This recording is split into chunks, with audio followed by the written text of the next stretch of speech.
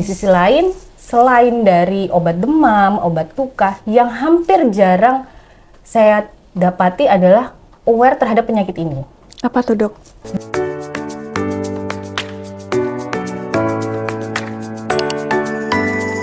Diare atau muntah. Oh, oke.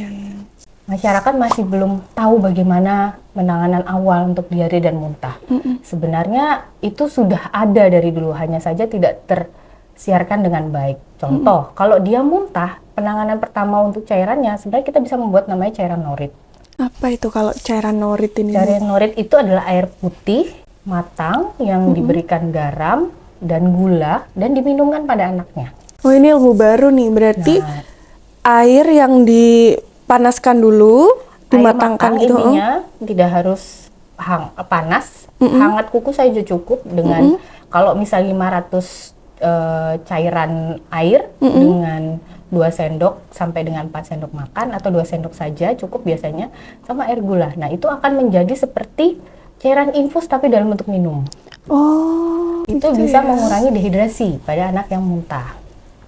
Sebenarnya untuk penanganan diarenya atau muntahnya itu bisa diberikan dengan probiotik dulu. Probiotik itu banyak mereknya ya kalau yang sekarang, bentukannya saset, dan itu pemberiannya tuh mudah. Bisa diberikan langsung atau bisa kalau anaknya masih menyusu diberikan dimasukkan di susunya, atau kalau probiotiknya itu dia yang bentuknya plain atau tidak berasa bisa dimasukkan di makanannya. Oke, tapi itu berlaku untuk usia 0 sampai berapa tahun? Kalau untuk probiotik sampai dia 10 tahun pun masih tidak Oh, apa-apa. nggak apa-apa ya.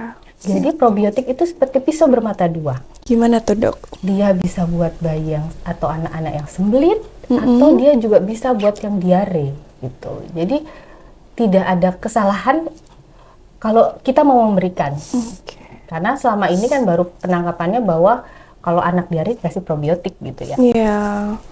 Ya, jadi nggak asal-asalan beli ini ya, Dok ya. Obat di warung-warung gitu ya. Ada baiknya probiotik itu bisa dibeli juga tanpa resep dokter ya. Tanpa resep dokter berarti. seperti paracetamol. Oke. Nah, selain itu ada lagi, Dok, mungkin? Selain tadi yang untuk obat luka, obat demam, obat diare. Obat diare. Untuk obat muntah memang untuk sejauh ini yang dibeli bebas baiknya masih pengawasan dokter ya, karena efek sampingnya obat muntah adalah bisa bikin sembelit. Oke. Jadi kita bisa penanganan lainnya adalah dengan yang sistemnya dari luar saja, bentuknya seperti balsem pada anak-anak, dengan melakukan pijatan. Kalau untuk di bawah 2 tahun kita bisa melakukan namanya pijat ilu.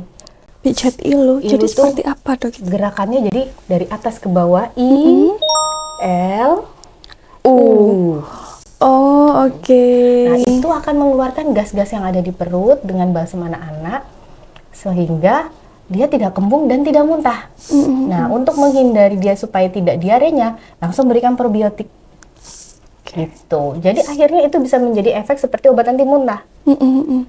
Terus kayak obat batuk untuk penanganan, ini kan lagi zamannya liburan dengan pancaroba ya. Banyak tuh anak-anak batuk-batuk, terus biasanya pasien itu bingung, "Dok, obat batuk yang aman apa? Iya. Boleh nggak sih anak-anak sembarangan dikasih obat batuk?" gitu. Sebenarnya tidak semua obat batuk aman diminum, karena ada kandungan-kandungan tertentu yang bisa berefek sedatif tinggi atau bisa mengganggu ke perkembangan anak gitu. Iya. Sebelum diberikan obat minum, alangkah lebih baiknya yang sifatnya seperti tadi untuk obat muntah atau kembung dengan balsem saja. Kan sekarang sudah banyak tuh balsem-balsem aromatik yang bisa, Nggak begitu, iya, tidak membahayakan. untuk anak. Oke, jadi mungkin bisa seperti itu ya, itu sudah cukup ya. Biasanya karena orang tua itu paling yang dalam P3K cuman paracetamol sama obat ini aja untuk luka ya. Oke, dokter, ini berbicara tentang tadi yang disampaikan adalah biasanya anak muntah, kemudian obat-obatan tersebut. Kalau semisal nih, Dok, anak muntah beberapa menit setelah minum obat, ini kan sering membuat orang tua itu panik atau bingung ya. Kiranya jika sudah muntah, itu perlu nggak minum obat lagi?